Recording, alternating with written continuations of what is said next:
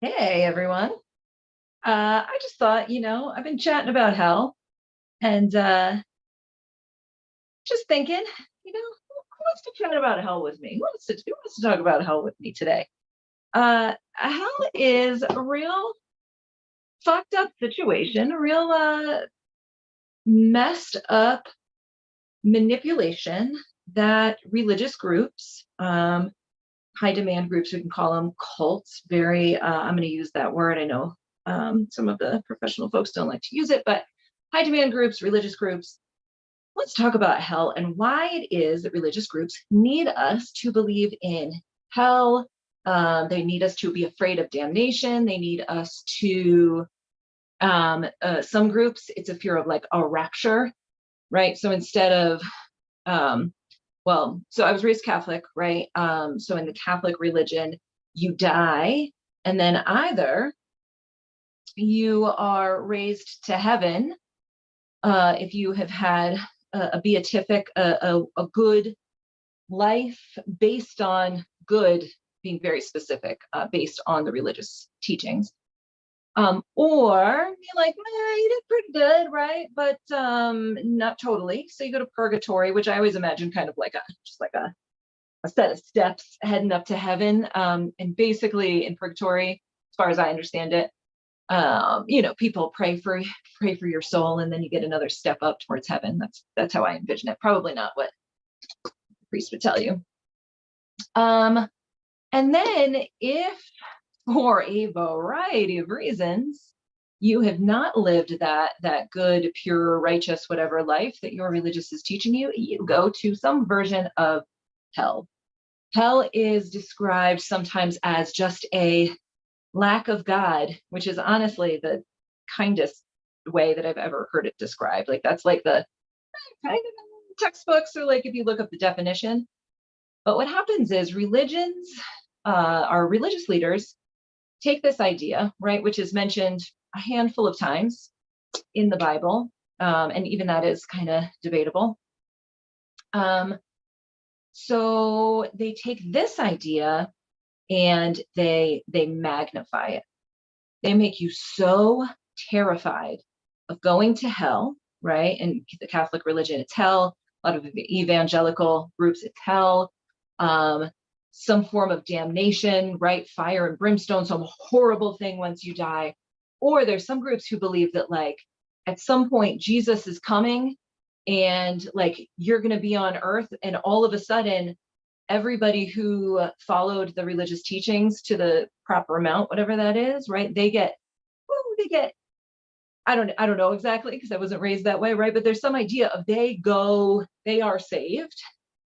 They go to some glorious heavenly place, and you who have not followed the teachings well enough are left on earth.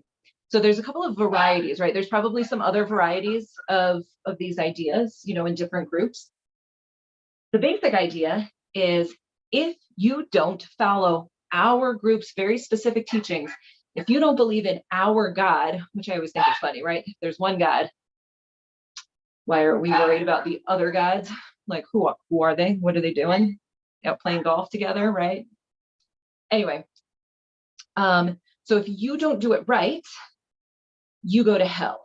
And it's a tactic, it's a manipulative tactic that makes you afraid to leave, because the possibility that hell actually exists is way more terrifying than the idea of following whatever the group's rules are, right?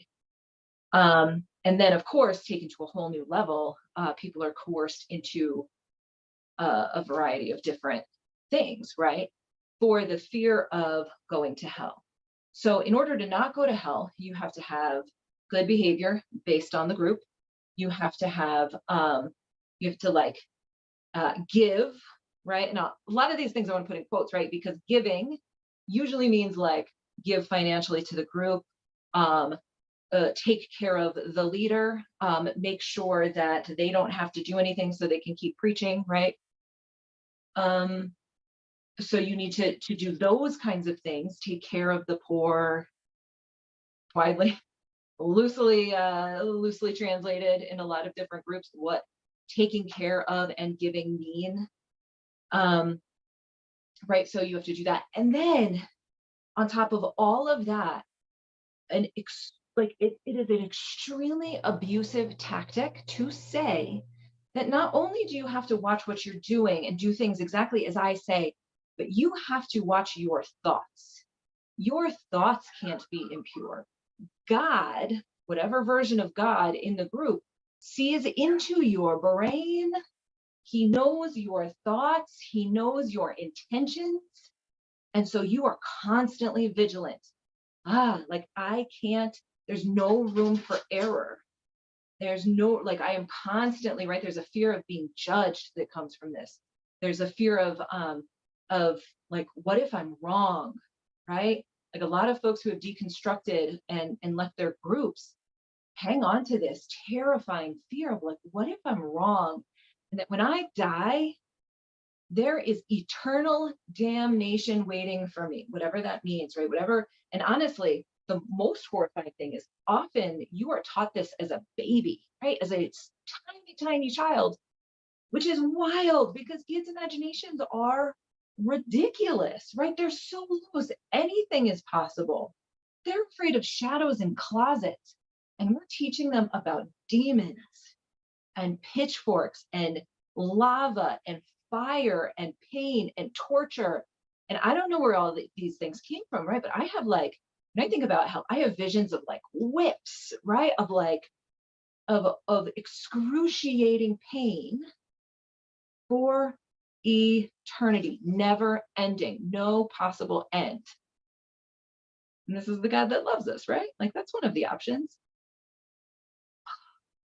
You have to be so vigilant. You have to like track your thoughts, track your words, track your behaviors, love God, love it, love God in the way that your group teaches you to love him. And like God, and listen, I'm listening to the catechism, right? Where I'm learning about the catechism because I don't know nearly as much about the Catholic Church as I've like pushed it out of my mind. I don't remember most of it. So I'm relearning. And I just learned that what Catholics say that they believe is that God created everything. Very important to know, right? Of course there's a God who created everything because like things couldn't have come from nothing. But who created God? Never mind that. God just has always existed. He's the only thing that's always existed. So one, God created everything.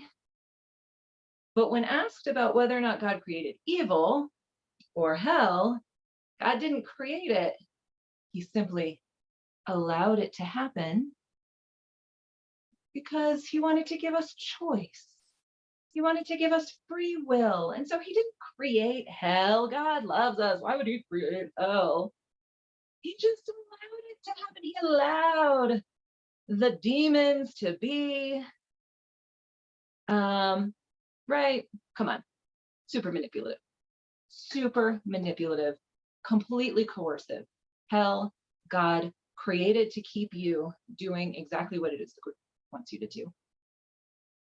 And they do not give you room. They don't give you wiggle room to make any mistakes.